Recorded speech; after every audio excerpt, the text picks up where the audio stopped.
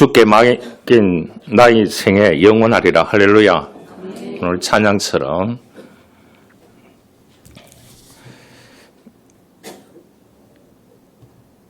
유명한 탐험가였던 네오라는 사람이 있습니다. 이 사람의 이야기를 먼저 들려드리려고 합니다.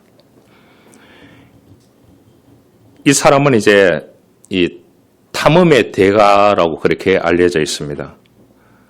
아우로라오라는 호를 타고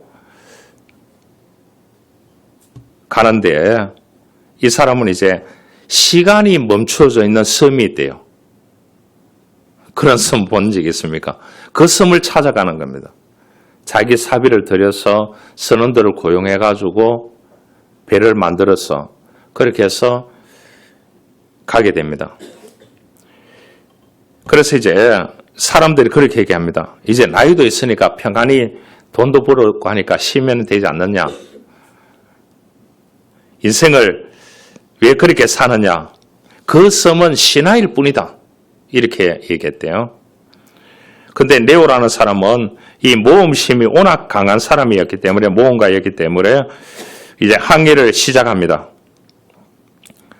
아우로라오호를 타고 가는데 이제 거대한 파도와 거대한 얼음 장벽 이런 거를 만나게 됩니다. 그래서 엔진이 과열되어서 선원들이 비명을 지르고 진짜 많은 사람들이 배가 휘둘리는 동안에, 흔들리는 동안에 상처도 있고 이렇게 됐습니다. 그런 가운데서 그 섬에 도착하게 되는 거예요. 그런데 바람조차 없는 섬이더래요. 말 그대로 시간이 멈춘 섬이었다고 합니다. 섬에 발을 디뎠지만은 그런 황금이라든지 광물 이런 것이 전혀 없었다고 합니다. 그러면서 물을 붓고 기도하고 부드러운 흙을 한 손에 쥐며 깊은 숨을 내쉬었다고 합니다.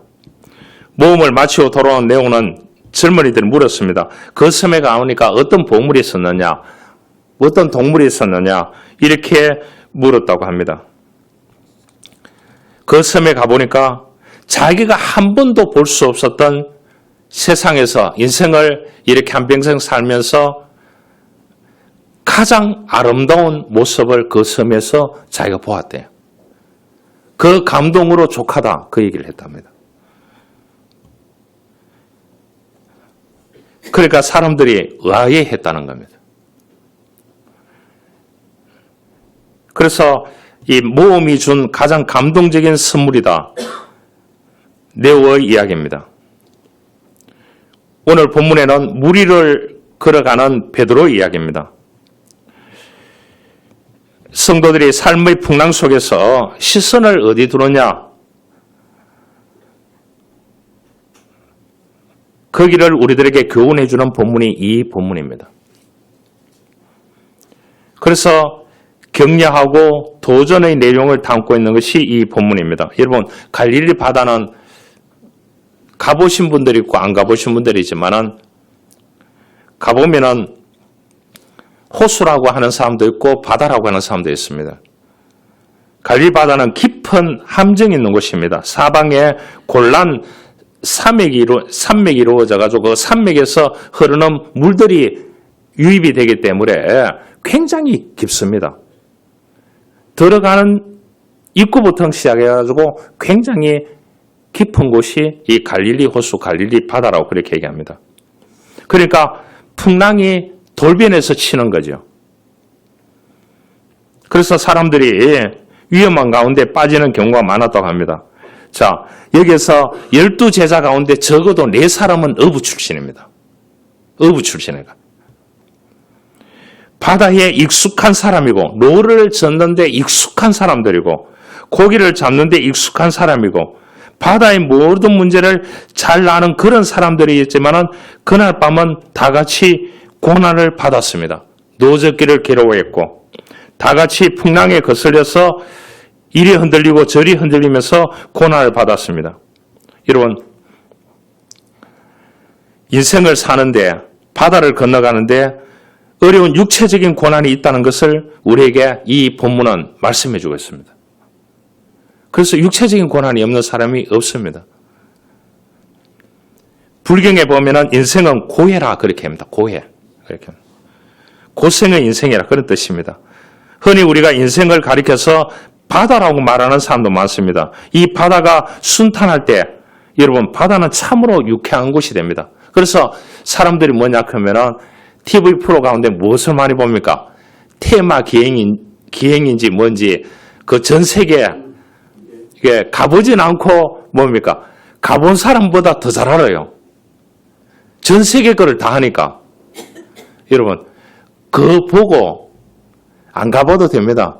이스라엘 하면은 이스라엘에 대해서 걸어가면서 연예인들이 참 다 설명하고 그 선교사 나와가 얘기하고 하는데 실제로 가보면은 그래 설명하고 안내할 사람이 없어요.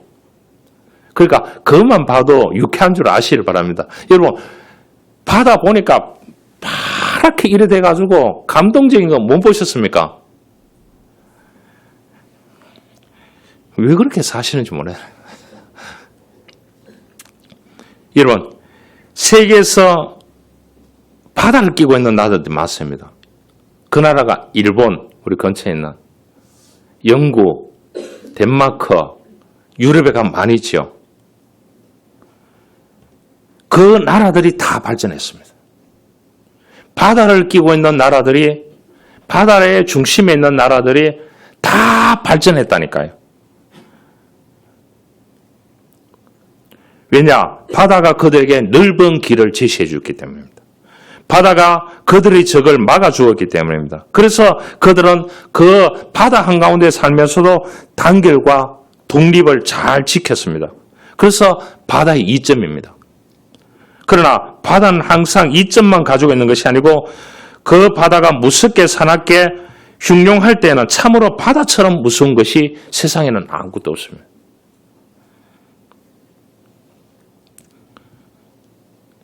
인생도 그렇습니다. 인생이 무사히 평온할 때 모든 것이 뜻대로 되어갈 때 인생은 참으로 즐겁고 행복합니다. 노래를 부르면서 바다를 건너갈 수 있습니다. 그러나 무서운 큰 풍랑이 일어날 때 어려운 고통이 다가올 때 인생은 참으로 살기 어려운 고통스러운 그러한 일들이 일어나고 있습니다. 우리가 세상을 살아가는 동안 남보다도 돈이 더 많은 사람들, 지식이 더 많은 사람들, 우리가 더 높은 사람들은 확실히 유리한 고지에 있는 것은 사실이에요. 그렇잖아요. 보통 때에는 돈이 없는 사람보다 지위가 낮은 사람보다 무사히 더 잘 살 수가 있습니다. 그러나 극히 어려워지면 돈이나 지위 아무 소용이 없습니다. 우리 인생은 때때로 거친 바다와 같습니다. 예상하지 못한 폭풍을 만나기도 하고 두려움에 염려에 휩싸기도 하고 그러나 하나님께서는 안전한 해변에만 머물게 있기를 원하지 않습니다. 때로는 믿음의 모험을 통해서 하나님의 능력을 경험하고 체험하도록 만드는 것입니다. 여러분 왜 기도원이 산 꼭대기에 있는 줄 아십니까? 이 도시에 있으면 좋잖아요. 가까이 가서 기도할 수 있으니까. 기도원이 왜 산 꼭대기에 있는 줄 압니까? 밧줄을 타고 제가 중고등학교 시절 때는 뭐냐? 그건 또 밤에만 기도하도록 가도 때가 있어요. 산 정상에. 여기 정인이 있습니다. 그 밤에만 또 기도하도록 가도 때가 있더라고. 그래서 새벽 3시까지 이렇게 하고 밧줄을 타고 올라가요. 위에서 당겨주고 또. 여러분, 가까이 있으면 얼마나 좋습니까? 그래서 기도하러 가는 것도 뭡니까? 이것도 하나의 어려운 육체적인 체험인 거예요. 모험인 거예요. 하나님의 능력을 경험하기 위해서는 뭡니까? 믿음의 모험이 필요하다는 것입니다. 편한데 하나님이 다 응답해주고 하면 얼마나 좋겠습니까?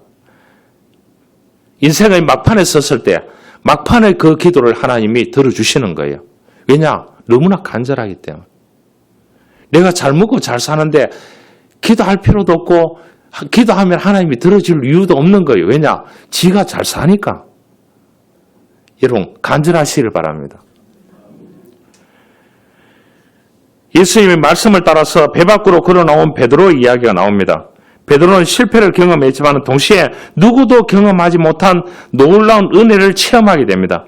인생의 풍랑 속에서 두려움을 이기는 비결은 오직 예수님께 자기 시선을 고정했다는 거예요.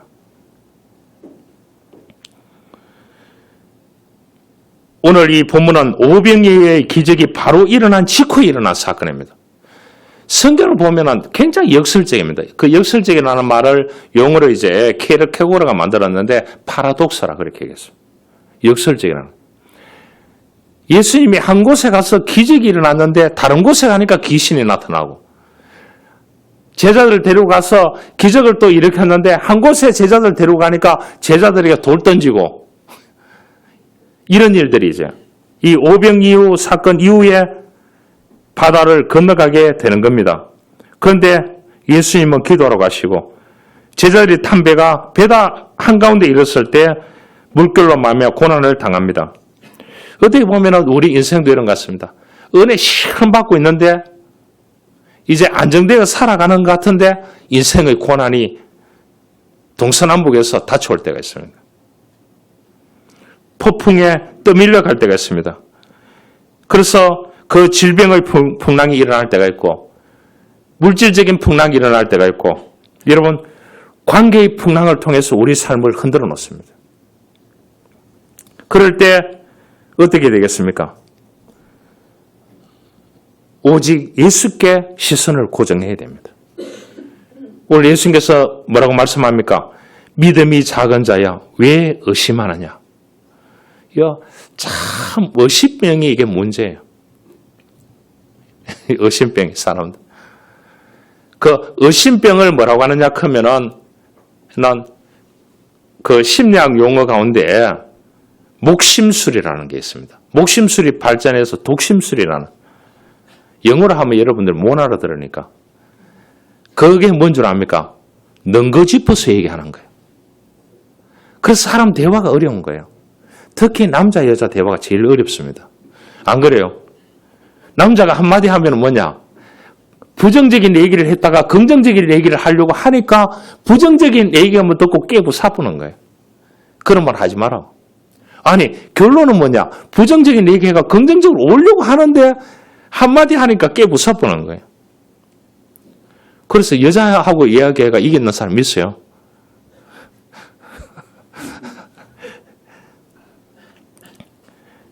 그래서 대화할 때 얘기합니다. 제가 먼저 얘기할까요? 당신이 먼저 얘기하실래요? 그러면 규칙을 정해요. 얘기를 하시려고 하면 얘기가 다 하시라고. 그러면 끝나고 난 뒤에 제가 얘기해요. 저 먼저 얘기를 하도록 한다고 하면 얘기가 다 끝나고 난 뒤에 이야기를 하시라고.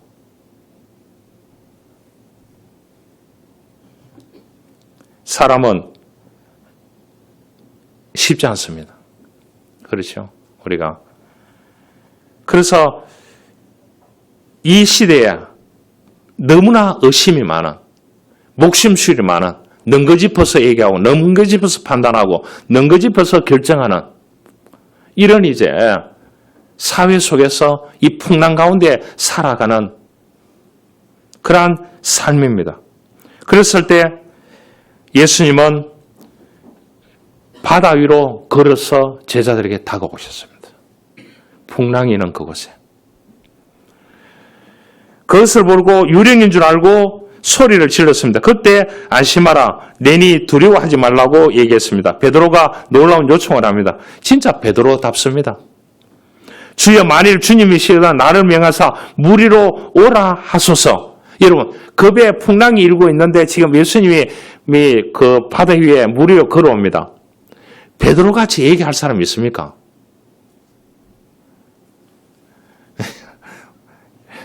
이 쉽지 않습니다. 베드로는 실제로 주님의 제자 가운데 모험하는 제자입니다. 주님이 조금이라도 누군가가 위해를 가려고 하면 앞장섰던 사람 가운데 모험의 1번지입니다. 1번지입니다. 예수님이 오라 딱 얘기했습니다. 오라 큰 순간 나는 베드로의 눈빛이 노랬다고 생각합니다. 왜 그러냐? 진짜 오락했는가? 아니, 우리가 이 성경 내용을 보면 간단합니다. 간단한데, 여러분, 그 상황을 한번, 그 배경, 환경을 한번 보시라니까요. 오락한다고 가는 사람이 어디 있어요? 그 바다 위를. 자기가 신도 아닌데. 발을 내밀었습니다. 믿음의 모험을 하게 됩니다. 그런데 주님을 끝까지 시선을 보고 갔더라면 빠지지 않았습니다. 인간인지라 물을 보게 됩니다. 그래서 빠졌는 거예요. 우리가 믿음의 모험이 필요합니다. 물 위를 걷는 기적을 베드로는 일단 경험했습니다. 그 체험을 경험했다니까요. 그래서 기적의 주인공이 되었습니다. 바람을 보고 무서워 빠지는 것이라 소리질러 이르되 주여 나를 구원하소서. 베드로가 물 위를 걸어갈 수 있다는 것은 그의 시선이 예수님께 고정되어 있었기 때문이고 눈을 돌렸을 때 거칠게 몰아치는 바람과 파도를 바라보는 순간 그가 몸이 가라앉기 시작했습니다. 바다에 빠지기 시작했습니다. 여러분, 이 세상에는 질병의 바람과 파도가 많습니다. 내가 하고자 하는 일들 가운데 바람과 파도가 많습니다. 직장에서 바람과 파도가 많습니다. 여러분들의 일터에서 바람과 파도가 많습니다. 이 땅에 살아가는 사람이면 이 땅에 머무는 동안 사람들이 겪어내야 하는 일들인지 모릅니다. 우리의 믿음도 이와 같습니다. 환경이 변해서 넘어지는 것이 아니라 환경을 바라보고 계시는 그 주님을 놓치기 때문에 내가 무너지게 되는 겁니다.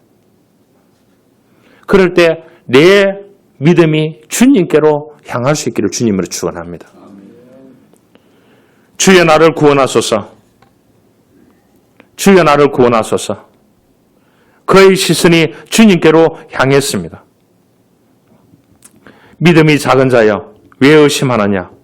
이 말은 거꾸로 하면 뭡니까? 주님의 말씀에 의지해서 믿음의 발걸음으로 내딛는 삶을 살아나는 교훈을 이 바다 한가운데서 제자들에게 줬다는 겁니다. 여러분, 이런데도 불구하고 주님이 십자가에 달려 돌아가셨을 때 다 떠나갔습니다. 이 사람의 감정이라 하는 게요. 사람을 마음을 움직이는 것이 감정입니다. 그래서 기분 나쁘면 교회는 나오잖아요. 기분 나쁘면 저 사람은 끝이잖아. 그래서는 안 된다는 거예요. 주님이 즉시 손을 내밀어 우리를 붙잡아 주실 것을 믿고 우리의 시선을 주님께 고정하는 삶을 살아가야 되는 것입니다. 어느 작은 어촌 마을에 민수라는 소년이 살고 있었는데 민수의 아버지는 어부였지만은 태풍으로 바다에서 배가 뒤집어지는 때문에 세상을 떠났습니다. 그런데 이 민수라는 이 소년은 그러니까 이 바다가 얼마나 무섭겠습니까? 고기 잡는 아버지 밑에 살았는데 아버지가 그 배에서 죽었으니까요. 바다에서. 파도 소리만 들어도 가슴이 떨렸대요. 배를 타는 것은 상상조차 못했대요. 어느 날 마을에 큰 가뭄이 찾아왔습니다. 식수와 식량이 부족해지자 사람들은 걱정에 빠졌습니다. 그때 한 노인이 말했습니다.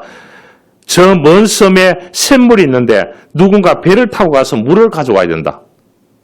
동네 사람 다 모아놓고 한 노인이 얘기하니까 이렇게 보니까 이 아이도 어느 정도 장성했어요. 보니까 갈 사람은 누구밖에 없다고요? 자기밖에 없는 거라. 이 주변을 쭉 보니까.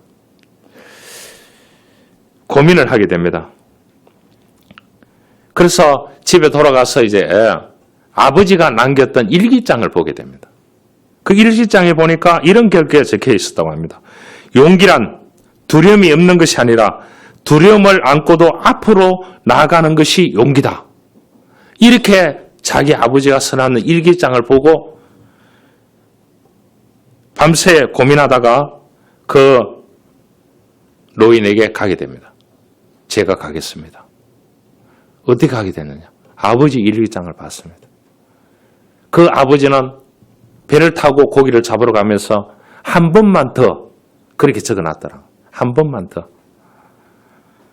제가 한번 가보겠습니다. 그래서 격려를 받고 마침 섬에 도착해서 그 물을 길러서 오게 됩니다. 그래서 그 동네 주민들이 그 물을 먹고 이제 가뭄을 이겨 나갔다는 이야기입니다. 그래서 임민수는 그렇게 얘기했습니다. 저는 용감한 사람이 아닙니다. 사실 너무 무서웠습니다. 다만 포기하지 않았을 뿐입니다. 바로 그것이 진짜 용기라고 아버지 일기장을 봤기 때문입니다. 여러분, 우리의 삶에도 거친 파도와 같은 어려움이 찾아옵니다. 그러나 믿음과 용기를 가지고 한 걸음씩 나아가면 하나님은 우리가 생각지 못한 은혜와 기적의 섬에 우리를 인도하실 줄 믿습니다. 그래서 한 번도 가보지 않는 길을 우리가 가고 있는 것입니다. 한 번도 경험하지 못한 것을 또 내일부터는 경험해야 되는 거예요. 그러면 우리 인생은 뭡니까? 진정한 모험이라고 보면 되는 것입니다. 어떤 아는 분은 뭐냐? 운동하러도 안 간다. 비바람 치는데도 안 나간다. 쇼핑하러도 안 간다. 누가 어디 여행 가자 해도 안 간다. 좋은 행사 있는데 가자 해도 안 간다. 그런데 그분이 50대 초반에 심장마비로 집에서 죽었대. 제가 건너서 아는 분이에요. 여러분, 예수님께서 한마디 하십니다. 오라 하시면 가면 되는 거예요. 그럼 어떻게 됩니까? 오라 하시면. 하나님의 말씀을 붙잡아야 됩니다. 참된 믿음은 환경을 보는 것이 아니라 하나님의 말씀을 붙드는 것입니다. 믿음의 사람은 계산보다 순종을 먼저 선택했습니다. 아브라함도 모세도 여호수아도 모두 하나님의 말씀에 순종하며 믿음의 모험을 시작했습니다. 그들이 당한 고난, 그들이 당한 아픔, 그들이 마지막에는 다 순교로 인생을 끝냈습니다. 오늘 우리에게도 주님은 말씀하십니다. 두려워하지 말고 오라. 새로운 사명을 향하여 오라. 기도의 자리로 오라. 말씀의 자리로 오라. 믿음의 삶으로 오라고 우리들을 콜하고 있습니다. 여러분, 믿음의 모험에는 두려움이 따릅니다. 제가 어릴 때만 하더라도 교회 나가는 것이 뭡니까? 그 동네, 한국은 호족사회입니다. 농경사회였고, 그때는 뭐냐? 지역별로, 가문별로 살았습니다. 그러니까 그곳에서 교회를 나간다는 것은 어떻다고요? 초죽음입니다. 비난과 오해와 박해와 따돌림과 이렇게 살아야 되는 것입니다. 그런데 하나님이 오라 하시는데, 그래서 교회에 갔는 거예요. 갔는데 흔들리고 떠나는 사람 끝났습니다. 끝까지 지켰던 사람들은 주님께서 길을 열어주시는 겁니다. 그런데 길을 열어주시는데 그냥 길을 열어주시는 것이 아니라 다 고난을 경험했습니다. 그 고난 가운데 무엇을 경험했냐? 기적을 경험했습니다. 체험신앙을 주셨습니다. 여러분, 바람을 보고 무서워 빠져가는지라 문제는 바람이 아니라 시선이었습니다. 예수님을 바라볼 때는 무리를 걸었지만 풍랑을 바라볼 때는 물에 빠지기 시작했습니다. 여러분, 우리도 마찬가지입니다. 경제적 어려움이라는 바람, 건강의 문제라는 바람, 사랑과의 관계라는 이 갈등의 바람, 또한 주님의 복음을 위해서 부담을 느끼는 바람이 불어오고 있습니다. 어제는 한 분이 찾아오셨는데 참 좋은 대화를 나누면서 좋은 음식을 먹고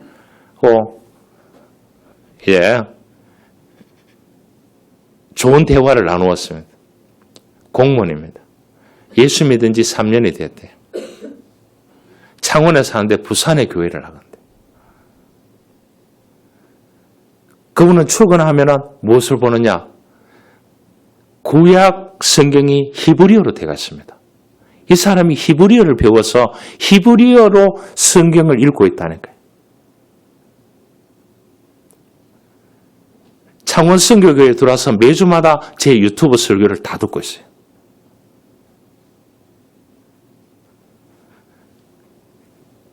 제가 공무원한테 식사 대접받고 차 대접받고 우리 센터에 CMS 계좌 써주고 갔어요. 좀 놀라세요.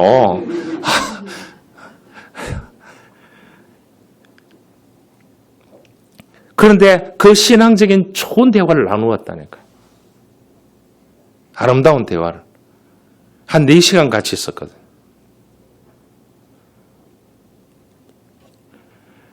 여러분, 문제를 바라보면 낙심하지만 주님을 바라보면 소망이 있는 줄 믿습니다. 그래서 하나님은 예배하는 가운데 역사하시는 겁니다. 성령은 바람과 같이 역사하십니다. 기도는 원장이 지고 목사가 지고 이 능력을 주는 것이 아닌 것입니다. 여러분들 예배하는 가운데 하나님께서 여러분들의 마음과 정신과 육체를 만져주실 줄 믿습니다. 하나님의 말씀을 읽을 때에, 하나님의 말씀을 들을 때에, 하나님을 높일 때에 하나님께서는 역사하여 주실 줄 믿습니다. 수많은 바람과 파도가 떠나갈 줄 믿습니다. 이런 믿음을 가지고 우리는 살아야 되는 것입니다. 실리콘밸리의 전설적인 디자이너 사업가 맥스라는 사람이 있습니다. 이 사람의 이야기를 들려드리려고 합니다. 이 사람 어린 시절에 난독증, 글을 잘 못 읽는, 글 읽는 게 안 되는 거예요. 그래서 주변 사람들조차 찍히고 낙오자가 되었습니다. 직장 생활조차 못했습니다. 그런데 이 사람 뭐냐? 시각적으로 딱 보면 해석하는 능력이 굉장히 뛰어나는 거예요. 그것을 글로 표현하는 거예요. 이 사람이 이제 아이디어를 내가지고 소프트웨어 아이디어를 가지고 창업을 하게 됩니다. 그래서 사람들을, 투자자를 찾아갑니다. 여러분, 몇 명에게 찾아갔느냐? 78명을 찾아갔습니다. 사업을 내가 성공했거나 돈이 있거나 이런 사람에게 이제 펀드로 투자하라고.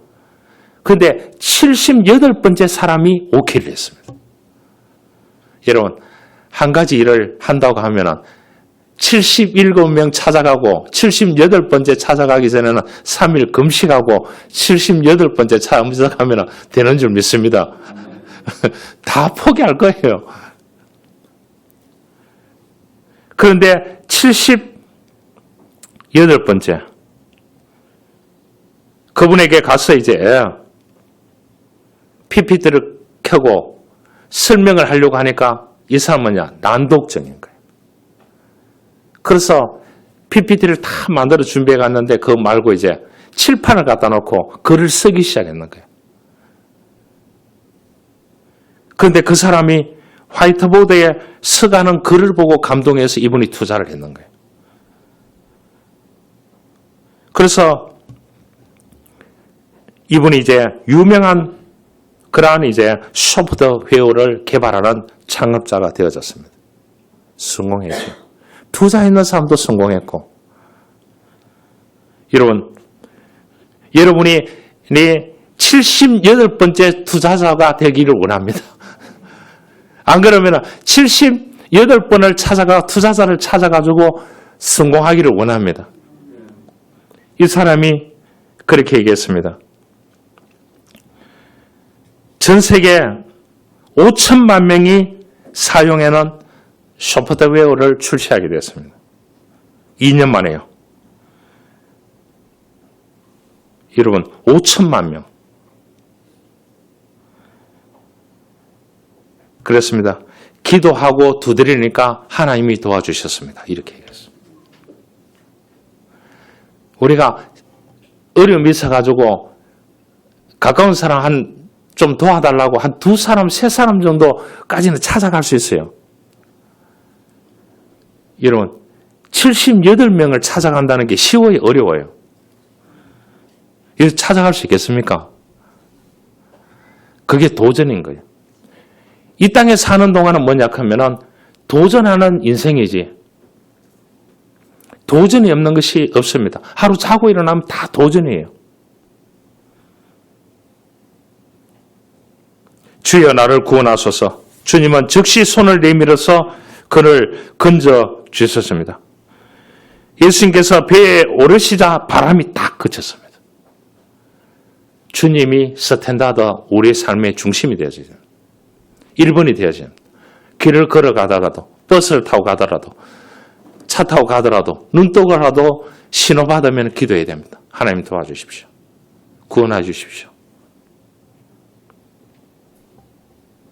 그래서 살아계신 주님을 이 베드로는 체험했습니다. 그러죠? 체험했습니다. 뉴턴의 원리 가운데 만유 인력의 법칙이라는 게 있습니다. 그렇죠? 모든 것에는 잡아당기는 인력이 있다는 겁니다. 잡아당기는. 이것을 발견해낸 사람이 뉴턴이죠. 다른 지구의 인력에 붙잡혀 있고 지구는 태양의 인력에 걸려 있고 태양은 은하수 인력에 잡혀 있고 은하수의 전체는 또 어딘가 알지 못하지만 큰 세계에 붙잡혀 있다고 이렇게 과학자들이 이야기합니다. 아마 우리 영혼의 세계도 그런 것 같습니다.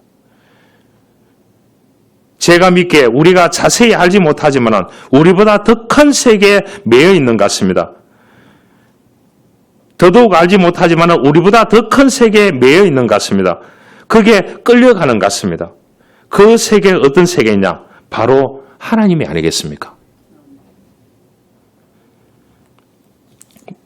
말씀을 맺으려고 합니다. 베드로가 배에서 내려 예수님 향해서 걸어가고 있는 것처럼 우리 생활 전체가 우리가 알지 못하는 사이에 주님의 거룩한 섭리에 이끌려서 주님의 세계로 향하여 끌려가고 있는 줄 믿습니다. 그런 가운데 수많은 풍랑을 만나고 수많은 어려움을 만나지만 그 체험을 통해서 다시 일어설 수 있는 기회를 우리들에게 주실 줄 믿습니다. 그래서 이 베드로를 통해서 그 기적 속에서 체험한 후에 베드로가 그 후에 초대교회를 향하여 그리고 오고 가는 모든 교회의 역사를 향하여 놀라운 기적의 바람을 일으킨 대사도가 되었습니다. 모험하는 베드로 속에서 우리의 신앙의 진실한 아름다운 길을 묵상해 보시기를 바랍니다. 신앙의 순간은 안전지대를 저버리고 모험을 향해서 걸어가고 있는 순간인지 보는 것입니다. 오늘 말합니다. 믿음의 모험은 안전지대를 벗어나는 겁니다. 믿음의 모험은 예수님의 말씀에 순종하는 것입니다. 믿음의 모험은 넘어지더라도 다시 일어서는 것입니다. 그래서 주님께 시선을 잡고 있으면 주님이 우리의 손을 붙잡고 그 길을 열어주실 줄 믿습니다. 이러한 은혜가 있기를 주님으로 축원합니다. 하나님 감사합니다. 베드로는 어려웠지만 풍랑이는 이곳에서 아름다운 순간을 체험했습니다. 이 체험이 초대교회가 있게 했고 오늘날 이 시대에 개신교 주님이 있게 했습니다. 주님, 우리를 보고 오라 합니다. 주님의 시선을 바라보고 걸어갈 수 있는 믿음의 사람들이 되어줄 수 있도록 축복하여 주옵소서. 이 세상에 바람과 파도가 많습니다. 인간관계의 바람과 파도부터 시작해서 물질적인 바람과 파도, 수많은 갈등의 바람과 파도가 기다리고 있습니다. 우리가 이 땅을 바라보면 넘어집니다. 주님께로 우리의 시선을 향하기를 원합니다. 의심하지 않고 하나님의 말씀에 순종하여 가기를 원합니다. 하나님 우리에게 은혜를 주십시오. 구주 예수 그리스도의 이름으로 기도하옵나이다. 아멘.